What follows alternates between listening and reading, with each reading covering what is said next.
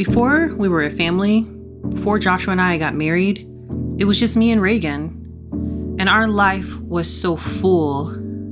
I was content, even though being a single mom was very difficult for almost 4 years. I found joy in my everyday. I loved my little girl, and I loved our time together. But as time went on, I met the love of my life, and we got married. And then, he not only changed my last name, but he decided to go ahead and change Reagan's last name to his as well. A globe. Globe. Now is it surprise? Yeah. Can we see it? What is it? It's a gold globe. Well, guess what this means? What? You get to be daddies. Jordan? Jordan. For real? For real.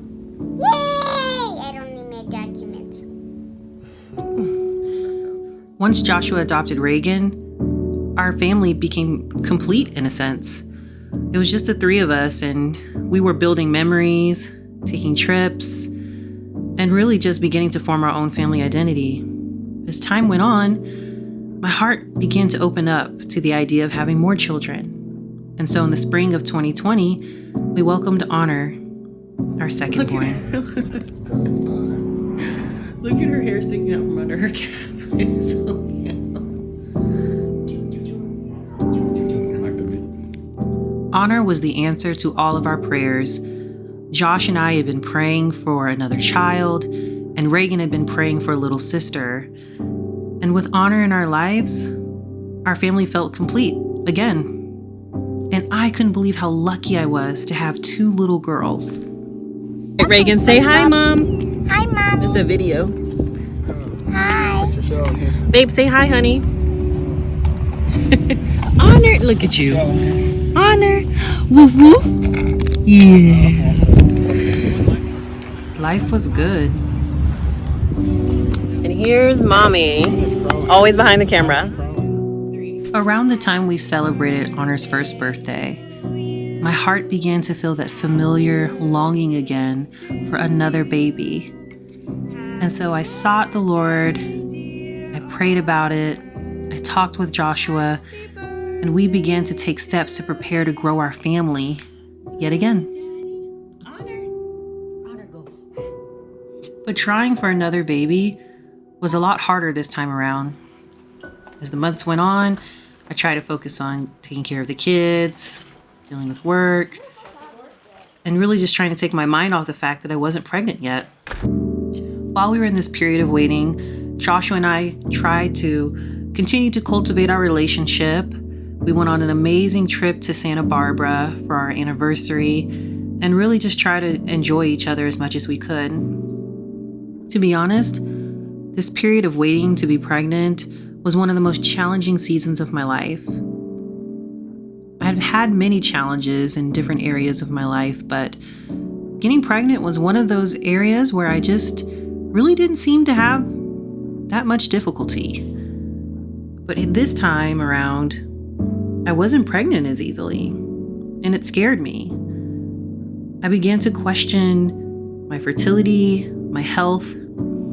I began to wonder if perhaps my faith wasn't strong enough, and that's why I wasn't pregnant. And through all of this, I was trying to be a good mother still and be engaged with the 2 blessings I had in my lap.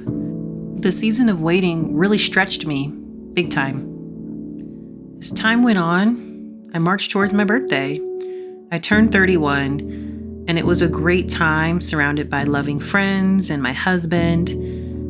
It was truly a blessing. But my birthday also marked a fear that as I was getting older, maybe it was harder to get pregnant.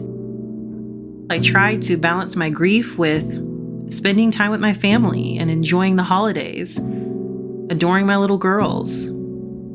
Crossing into the New Year's with my husband and our kids was amazing and will always be a core memory for me.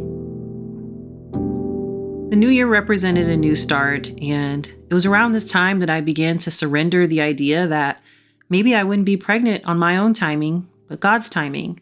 And all I had to do was just surrender and trust Him.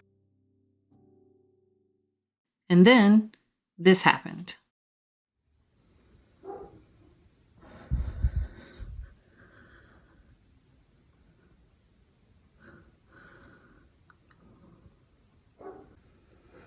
I think this says I'm pregnant. I think it says so. Like, I don't know if you can see it. There's a faint second pink line.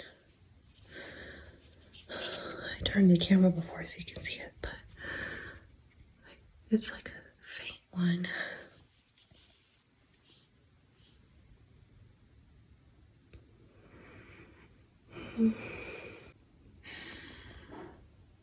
There's like a faint second line. Oh my god.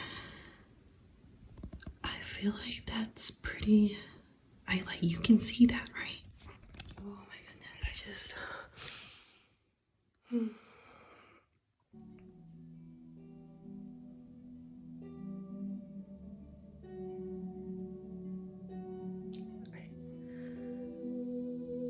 Oh my god.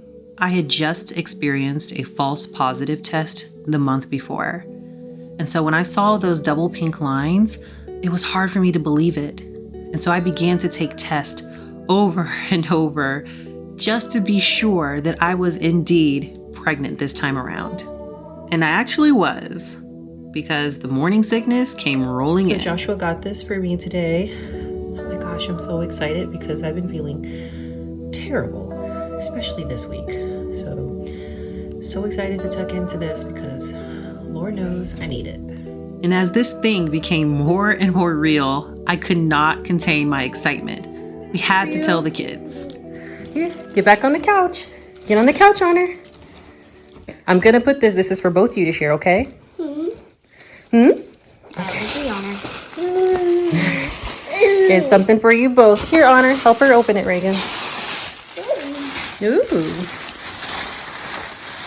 Careful, careful. Show her what it is. Honor, look. What's it say, Reagan? Big sister. Is it an apron? Yes, but I'll show for Honor too. It's a chef hat for both of you. All right, let's see what Honor's apron says.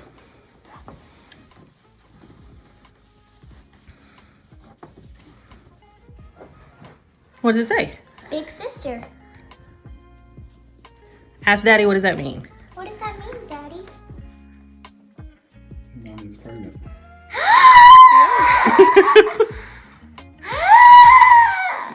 Honor is shocked as well. See, Reagan? Mommy's belly? That's why I've been holding my hand on my tummy so much. See? Are you excited? Yay. Yes, Honor. That's right. Okay, so today is the day. Like, I've been waiting so many weeks for this appointment. I'm so excited. I'm gonna meet Joshua over there. And we can finally find out, like, just all the questions I want to ask, you know? So let's head out. And that first appointment was amazing. I could not believe I was seeing this baby being for the first time. And with that final confirmation that I was indeed pregnant, it was finally time to tell our family the big news. As you know, we have a project and the whole family's been working on it. And so, Mom, Dad, it's time to show them. Okay. This is our project. We took a bun out of the oven because it is true. we do.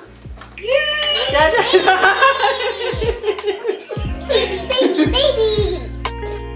And finally sharing with our family that we are expecting baby number 3 was amazing, you guys. It was so hard to keep this secret from our family for so many weeks. And so when we were finally able to share the news, it was amazing. And it made it all the more sweeter because our family knew just how much we were affected by our struggle when trying to conceive this baby. And sharing this moment with my sisters in particular was hands down one of the most precious memories I'll ever have. They were so excited for me because they knew just how much I'd been going through. So for us to celebrate like this together, yeah, it was amazing. After we told our family that we were expecting baby number 3, I turned my attention to just soaking it all in and really trying to spend my last few months really as a mom of 2 with particular emphasis on my youngest, Honor, because she really wasn't going to be the youngest that much longer. I got you, Mama. It's okay. Oh. Even though I was thrilled to be pregnant again, I also found myself worrying, to be honest. Worrying about how I would be a good mother to not 1 or 2 children, but now 3 children. Making sure that Honor didn't feel lost in the sauce as a middle child now. And at the same time, making sure that I myself was healthy enough, mentally, physically, and emotionally too. Essentially, I was a bag of emotions and my thoughts were everywhere. But by taking time out to enjoy my family like this, it helped center me.